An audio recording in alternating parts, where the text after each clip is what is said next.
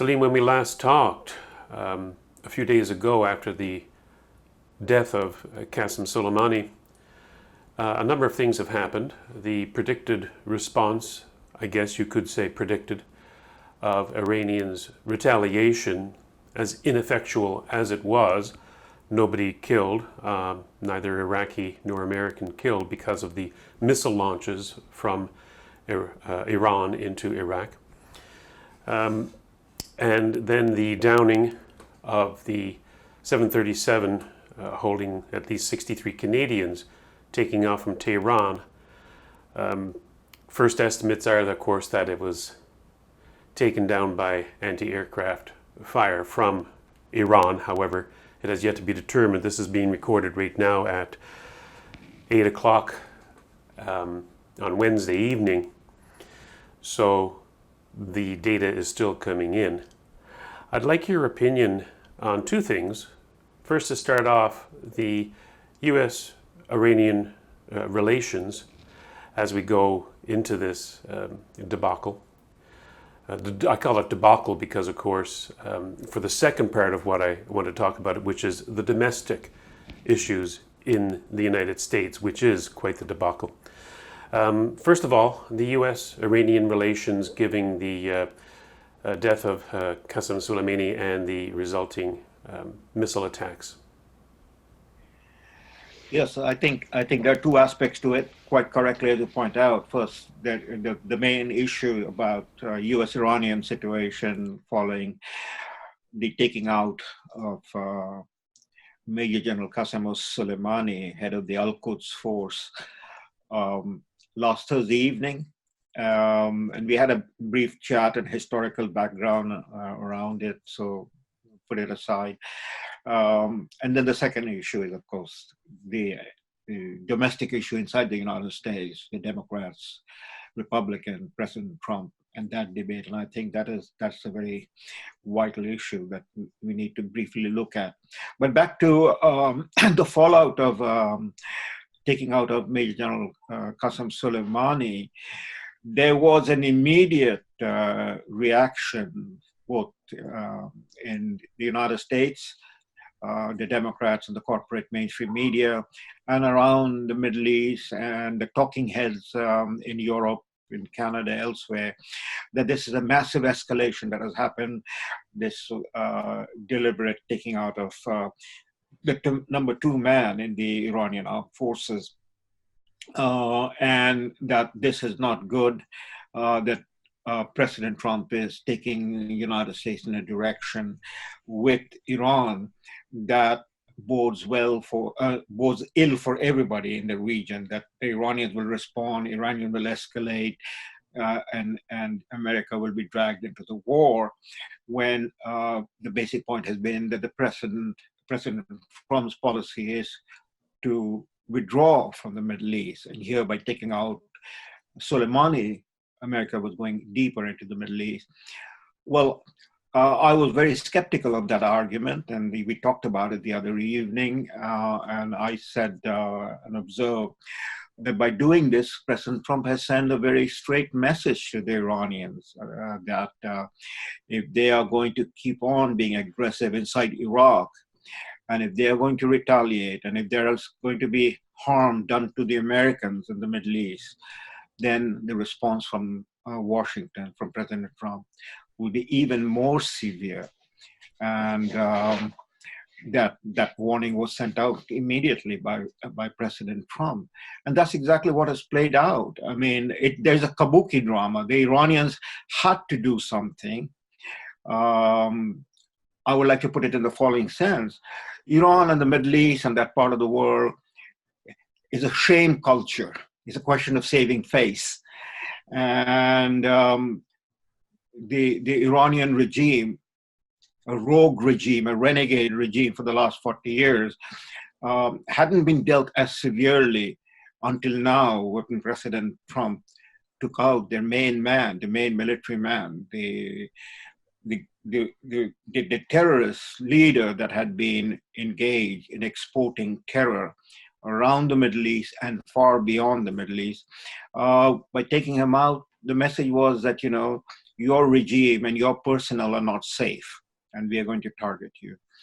So the Iranians had to make some response, and the Iranians did, and that was the firing of the 15 missiles that they launched against bases in Iraq, in Kirkuk, in Erbil, and in Anbar province, where presumably American forces are located.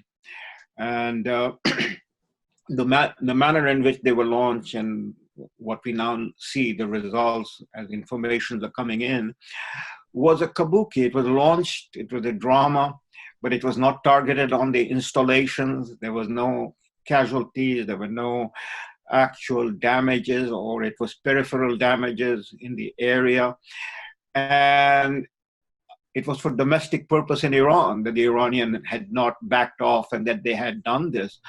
Now, as these stories are all very fresh as it is emerging. We now know this morning, our time in North American time, President Trump had a press conference, and we might want to get into that. But we now know, as the story is developing, as people are tracking it down, that the Iranians, as they launched the missile, they also sent a message to the Swiss government. Switzerland, again, the neutral country in Europe, acting as the middleman to convey the message from Iran to the United States. And the message was basically, look, we're not trying to escalate it. We're trying to, this is simply a piece of show that we're doing. Don't take this seriously, and please do not escalate. So there's a de-escalation. In effect, Iran is basically calling uncle on this matter. And that's exactly as we expected. That's exactly as President Trump calculated. So there is no escalation. The Iranians have gotten the message. They're number one man in terms of the guy who was the tactician and the strategist of their terror as a weapon of asymmetrical warfare against the United States and against the other regional actor, was taken out, and there is no replacement for him. The guy who's replaced him possibly will take a long time, if they're serious about going forward, will take a long time to get into the same situation as Soleimani is in terms of coming to terms with their players and so on and so forth. So it is a severe blow. And again, we will see how this thing evolves. But I want to just conclude this with this observation that if you want to get into the weeds with historical drama, Iran's war with Iraq, the 10-year war with Iran-Iraq, came to an end under Khomeini, when Khomeini agreed to the UN brokered ceasefire in 1988, after almost 10 years of war between the two countries, when the Americans, President Reagan was in Washington at that time, President Reagan, under his watch, the Americans shot down an Iranian Airbus flying across the Persian Gulf. And then after that event, I mean, there was a lot of hue and cry about it. Of course, there were casualties, just as there have been casualties with the Boeing 737 of the Ukrainian airline brought down by the Iranians, or possibly by the Iranians, last night with quite a few Canadians, I believe about 60 or 70 Canadians on board that died. But the point here is that the Airbus of the Iranian airline brought down in the Persian Gulf in 1988 was the moment when Iran called uncle and went into negotiation to end the war. So there are some similarities over here. I was sent a reminder by a listener of Just Right and a viewer of our channel that back in 1986, of course, Ronald Reagan had a mission to take out Muammar Gaddafi of Libya. And he sent in a force and struck a compound there, killing many people, missing Muammar Gaddafi. Doing so, if I'm not mistaken, without the approval of Congress, trying to effect a regime change there. And I watched his speech to the American people after that event. And I compared it to the speech that Donald Trump gave this morning to the American people following this event.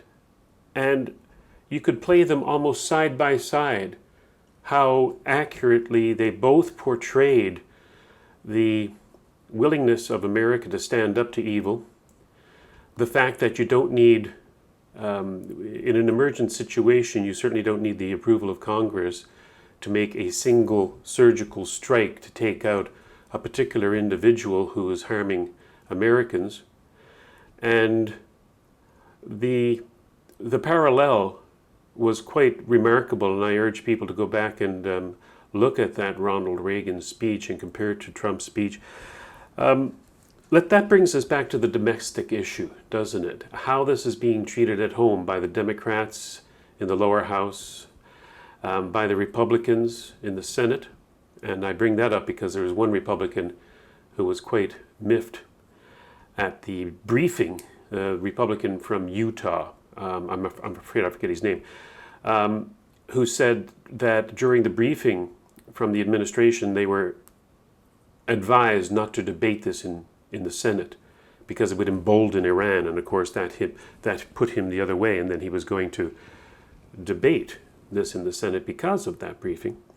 And also the response from the media, the Democratic media, of which most of them are. So perhaps you can give us your insight into how this will play out at home. How is Trump being either supported, much like Reagan was at home for trying to take out Gaddafi, much like Obama was when he did the exact same thing by going into Pakistan without their approval, taking out bin Laden. There have been other examples, JFK and the Cuba Missile Crisis and the blockade.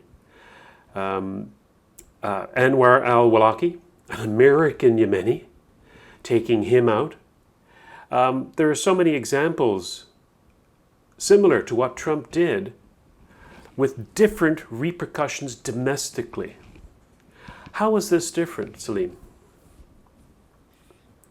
Well, it is fascinating to watch, and as you draw the various incidents from past history of similar nature, where the Democrats, when it was a Democratic president, more recently the Obama, 8 year in office, never made an issue, and in fact rallied around Obama in every action of his in support of it. But when it is a Republican president, the Democrat, if they have been controlling the House of Representatives, or in the Senate, their responses have been different. I mean, recalling back Reagan 1986 event, remember that was Reagan's response targeting the Libyan leader, Muammar Gaddafi. And by the way, Muammar Gaddafi, in that attack, Muammar Gaddafi, I believe it was a young infant son who was a casualty. Well, that's actually debatable. It was actually thought that there was no daughter at all. She may never have existed. So that could just be fair enough. It nonsense. Could be an adopted daughter, or within the larger construct of whatever is the culture of the North African Arabs, and so on and so forth. So, and of course, the point that you have made, which is in terms of the most immediate proximate example, is the example of Osama bin Laden, the Navy SEAL detachment was sent secretly from Afghanistan by Obama to Pakistan, over Pakistan, into Pakistan, a sovereign, independent country, even though Pakistan and United States are in sort of an alliance. And Osama bin Laden was hiding inside Pakistan. In fact, inside, very close to, proximate to one of Pakistan's major military headquarters, where the action took place in northern Pakistan, and kidnapped Osama. In fact, killed Osama bin Laden, kidnapped his body, took him out, and dumped it in the ocean. And there was no hue and cry from the corporate media, from the major New York Times, Washington Post, CNN, NBC. Nobody challenged him. In fact, Barack Hussein Obama became a hero. I mean, he took that as a sign of, how decisive a president he is, and so on and so forth. And then the other one, which was even worse, was again, as you point out, Anwar al-Awlaki. In the case of Anwar al-Awlaki, he was an American citizen. He was an American of Yemeni origin, born in America, lived in Washington, D.C. He was an imam of a mosque in Washington, D.C. area, who was an Al-Qaeda agent and who then left the United States to go and engage in terrorist activity in the Arabian Peninsula. He was tracked down to Yemen and he was drawn. And not only he was drawn, a few months later, his son was drawn, and then his daughter was drawn, or they were casualties of drone attacks. And there was never a whimper from the Democrats or from the mainstream media questioning the decision of President Obama. But here you have it. And that goes back to, we can talk about hypocrisy and all of that, and that's part of politics, one can say. But the serious issue is that President Trump has not been accepted by the Democrats. That means the Democrats have not accepted the 2016 election result. And their corporate media, the mainstream media, have not accepted that result. And so there has been every effort over the last 3.5 years on just about every issue to take down President Trump, to question his decision, to challenge his authority, to make him into a delegitimate occupant of the White House. The latest being the impeachment drama that began just before Christmas, and they went through voting the 2 articles of impeachment, and yet Nancy Pelosi, now the Speaker of the House, is holding back those 2 articles. And we don't need to get into the discussion whether he has been impeached or not impeached, but the fact of the matter is that those 2 articles of impeachment has not been carried across to the Senate, where the trial has to take place according to the Constitution. So it is in that context, what the point that you raised is where this debate is. I mean, I believe Nancy Pelosi has come out. She came out, in fact, on the evening of the news when it came that Qassem Soleimani had been taken out. She came out saying that he had violated the War Measures Act. He had no approval of the Congress, that this was an illegitimate act and he has to answer for that. And then she said that she is going to move the House to put further constriction, to constrain the ability of President Trump to act as the commander-in-chief, which is what the Constitution makes the president the commander-in-chief. He is the commander-in-chief.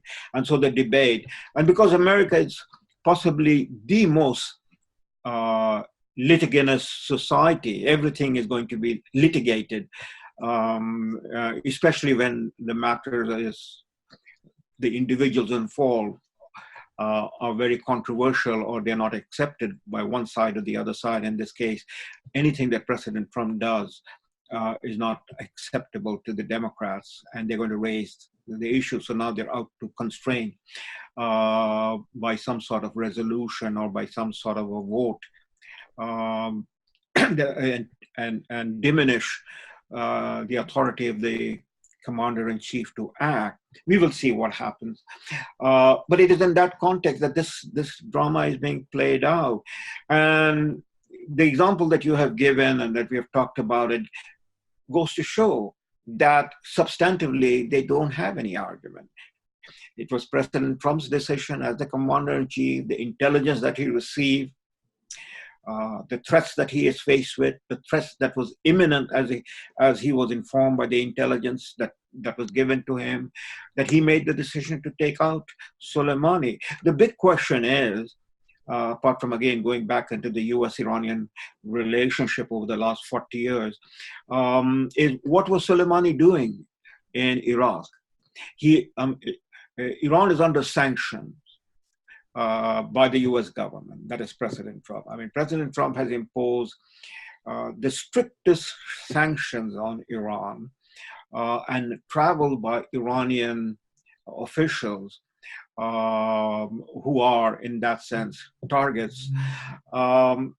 And here was the man, here was the operative, the number two man in the command and the number one man in terms of leading the terrorist activities, traveling to Iraq, where the government of Iraq has a very special relationship ever since regime change in 2003. That's another argument, another debate, but the Americans are there. And he's traveling to Iraq. The American embassy was attacked. American installations were attacked. An American was killed. And President Trump had made it very clear that he is going to retaliate, and retaliate very strongly if any American comes into harm's way, if any American is killed. So here was it, an American was killed in the attack that the Iranians did at that military installation outside of Baghdad. And here was a man boldly, arrogantly, in fact, as if he was thumbing his nose at the Americans and at President Trump, traveling to Baghdad.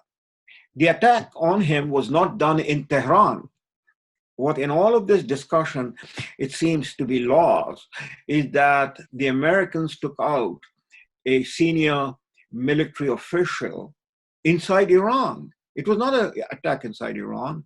It was an attack in a sovereign country.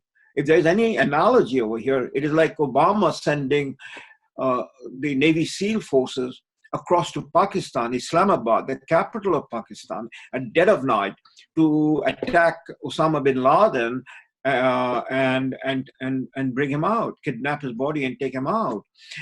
So that's the analogy. And the arguments of the Democrats and their people in the media, the supporters in the media, doesn't stand to scrutiny, but it is not about having a rational discussion on this matter. It is about, again, throwing mud at the president. That's what is happening in the context of the impeachment. Maybe they're going to write up another article of impeachment and attach it to the two articles that have already been voted upon. But again, when you step back, Robert, from all of this discussion, and the larger picture emerges. And the larger picture is that the 8 year of Obama administration began with Obama going on his first official visit in early 2009, after his inauguration in January of 2009, going to the Middle East, beginning his Middle East tour, which he called it officially the apology tour, and going to Cairo, and which is the largest Arab city in the world, going to Cairo and basically apologizing for American foreign policy and American conduct in relationship to the Middle East and the Arab Muslim world. And with that signal, it was always bending backwards to appease the powers to be in the Middle East, to the extent that he ended up demonstrating his support for the Muslim Brotherhood, for instance, when the Arab Spring, quote unquote, that started in 2011, supporting the Muslim Brotherhood and taking away the support, the diplomatic support, the military assistance, the economic assistance from allies of the United States that were standing up to the Muslim Brotherhood, as in the case of the Egyptian President Mubarak. Now, none of these guys in the Arab world, in the Arab countries, whether it is Syrian president, Iraqi president, Egyptian president, kings, emirs, whatever you want to call these people, or whatever they call themselves, are great Democrats, great liberal actors, that we look up to, or their own people look up to. No, they're dictators. Their hands are bloodied with bloods of their own people, apart from the people outside their country, leading repressive regime. But in the context of world politics and in the context of regional politics, it was like trying to, as President Roosevelt said, going way back, when he was the president in the 1930s and the 1940s, that Somoza of Nicaragua, he's a son of a bitch, but he's our son of a bitch because he was dealing with the other sons of bitches, SOBs. And in the context of the Cold War, the communists and so on, and then after 9/11, Al-Qaeda, terrorism, Islamism, it was people like Mubarak that was standing up to the Muslim Brotherhood, to the Al-Qaeda, and Obama yanked them off and allowed the Muslim Brotherhood. So I dwell upon that because directly the issue comes back to Iran. And it was Obama's strategic decision to bend towards Iran, to accommodate Iran. The argument that he presented was to bring Iran, by accommodating Iran, appeasing Iran, that is the mullahs in Iran, in Tehran, this rogue renegade regime that basically declared war in 1979 by seizing the American embassy. And that state of war has not been ended. There has been no sit down, there's no diplomatic relationship. And Obama's position was to step back, appease the leadership, accommodate Iran, and thereby bring Iran into, quote unquote, the community of nations in the world, and the United Nations and so on, remove the sanctions, remove all of it, and allow Iran a position in the Middle East that would be in some ways, from the Iranian perspective, exactly what their goal is, to be the dominant power on the Persian Gulf. And now, that's Trump, what Obama.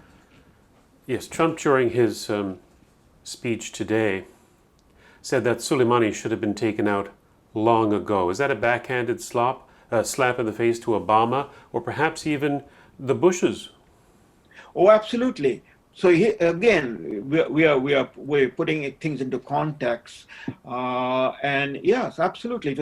It was more than a slap on the face of Obama, but it's also a slap on the face of the Bushes, because here the point is, there was an agreement in a sense. This is the consensus of the establishment politics in Washington, D.C.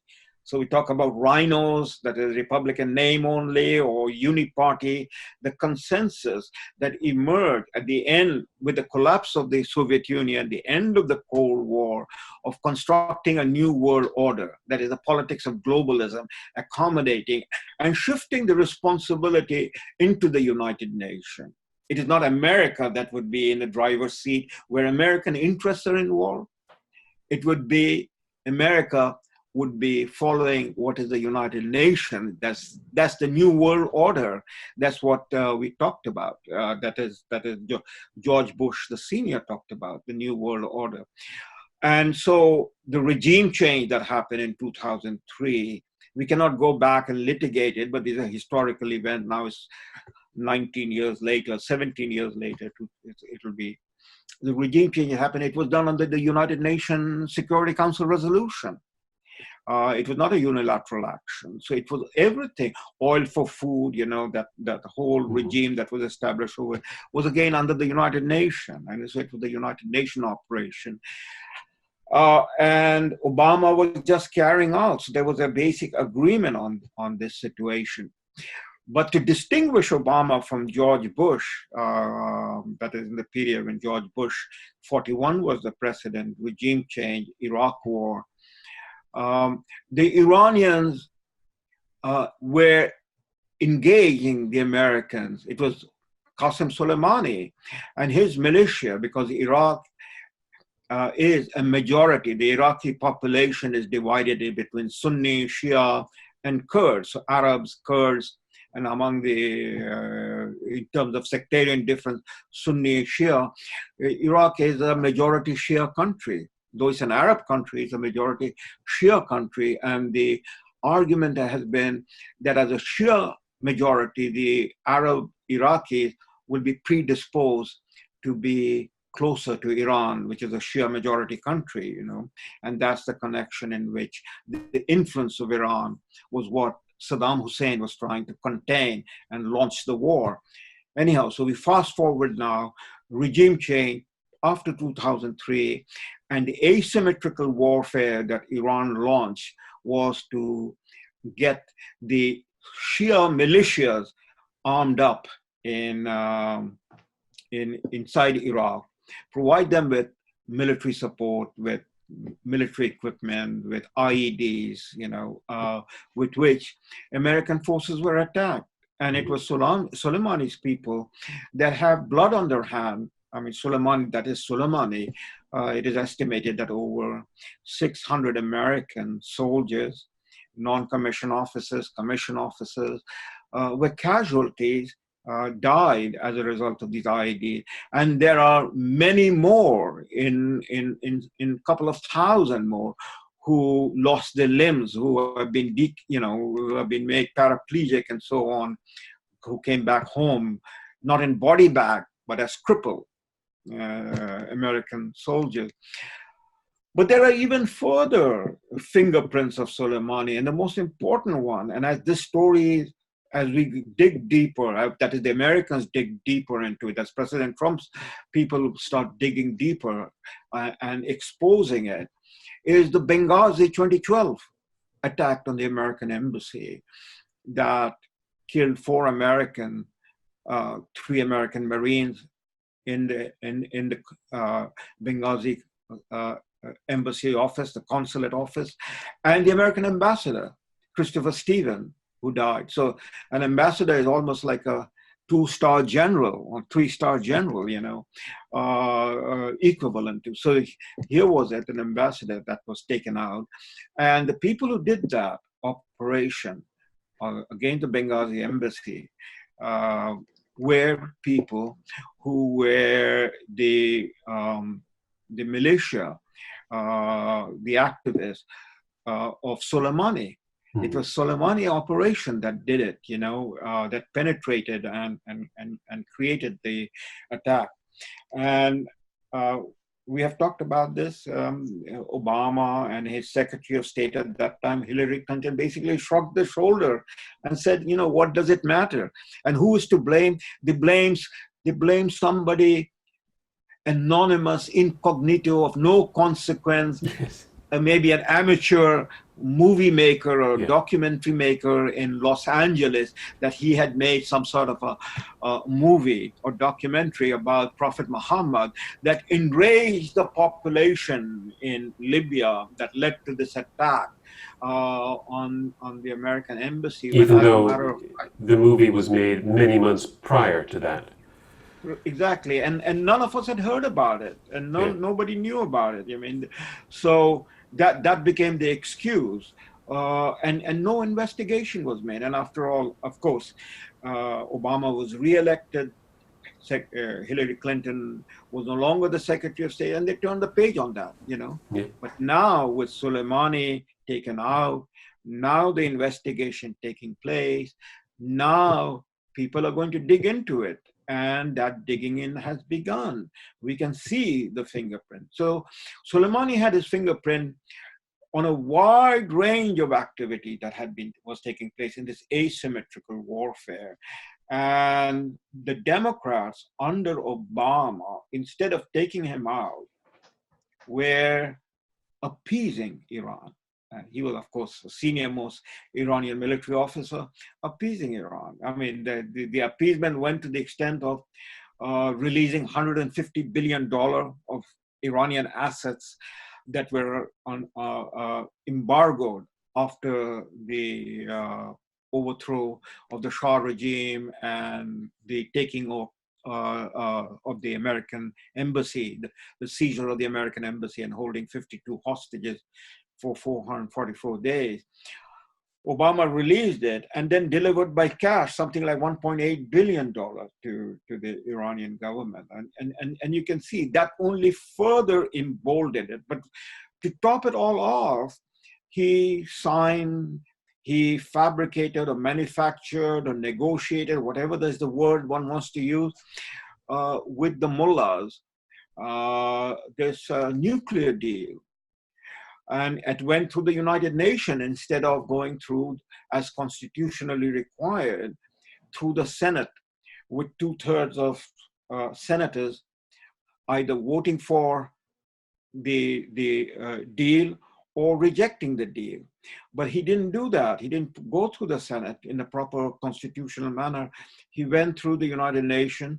He had the 5 Security Council member of the United Nations, 4, America is 1 and 4 other, to be co-signatories, plus Germany and plus the European Union.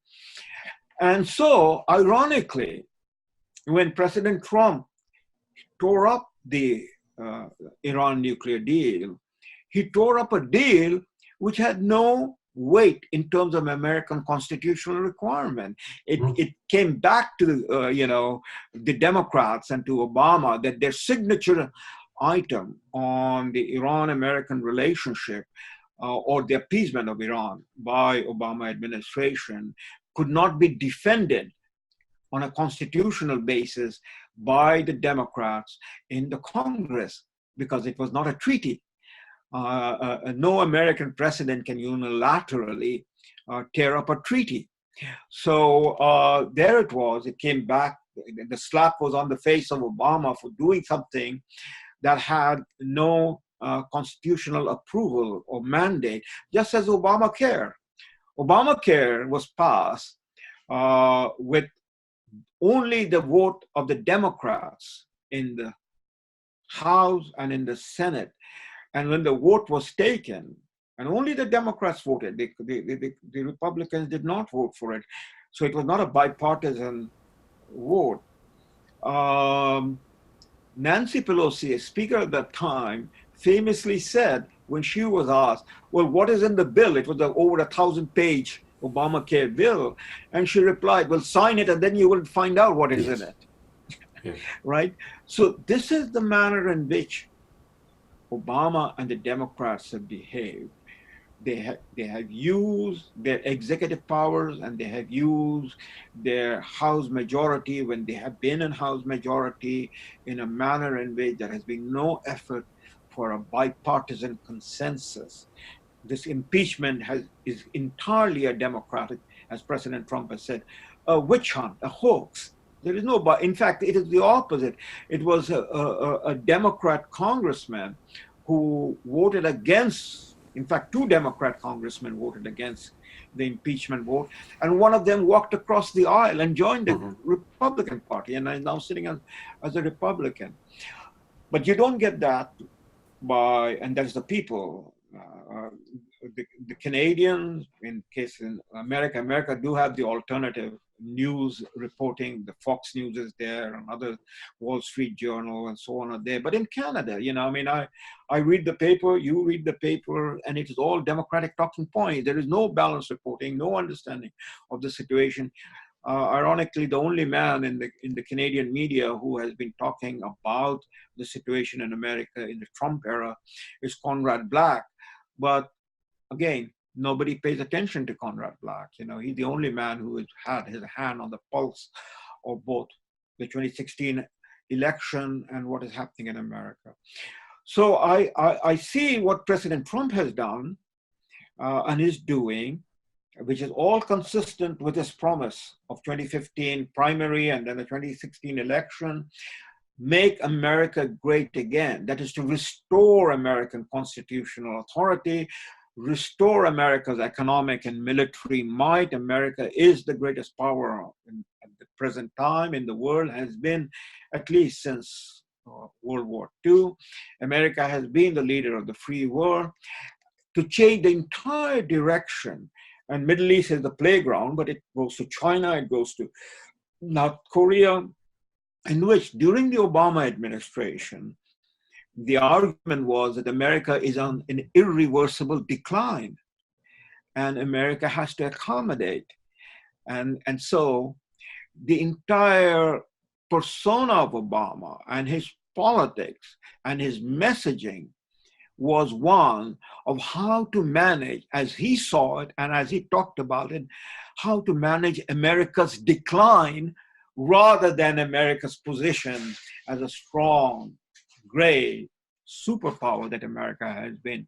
Obama began his campaign for the 2008 election after he won the primary and became the nominee of the Democratic Party in 2008 in the middle July sometime. His first trip, he began his primary campaign, Robert, if you recall, by going to Berlin, as if, he was not running to be the president of the United States. He was running to be the president of the world. And even before or soon after his inauguration, having done nothing to account for it, the Norwegian Nobel Prize Committee gave him the Nobel Prize for Peace. He hadn't moved a stick. Yeah.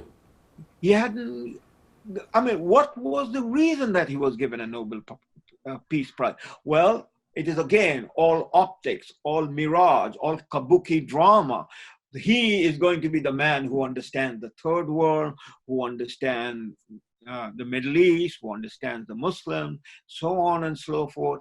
And America, of course, in this narrative of the last half a century, going all the way back to the Vietnam War, has been America is the bad guy, and all the problem in the world has been a problem because America is the bad guy. America is the imperialist power. America is the one that has been pushing everybody around. In contrast to what the facts are, that American action won the World War I. America came in late, but America changed the dynamics that led to the defeat of Germany, and America won the World War I. The same thing, America came in late, but after Pearl Harbor, it was America and American resources and Americans' fighting capacity that won World War II in a matter of 3.5 years after Pearl Harbor.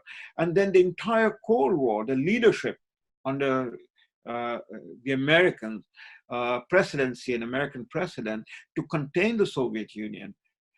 Again, the Cold War was won. Soviet Union was defeated. There is no more Soviet Union by American leadership. And so where are we that the Democrats who go around always second guessing American action and American interests and American position? What is their objective? The straight and simple answer as a student of contemporary politics and history, Robert, is the Democrats today are basically the adversary of the American system of government, is an adversary of what America stands for as a beacon of freedom, as an adversary of America being the leader, as President Reagan would put it, the city on the shining hill for the rest of the world to observe, to emulate, and go forward. It is not about America intervening in the world. When America has intervened in the world, America was called upon to intervene. But it was not a unilateral intervention. I mean, look at it. I mean, President Trump has not gone into Iran, and Soleimani was not taken out in Tehran. It was these people who have been terrorizing the region across, because a rogue totalitarian regime like Iran, as all totalitarian regime, is a regime of fear. You create fear domestically by also creating and menacing the people outside in a state of perpetual warfare. Yeah, and this is a good place to leave it there, I think, Salim. Thank you very much again, once again. Thank you, Robert.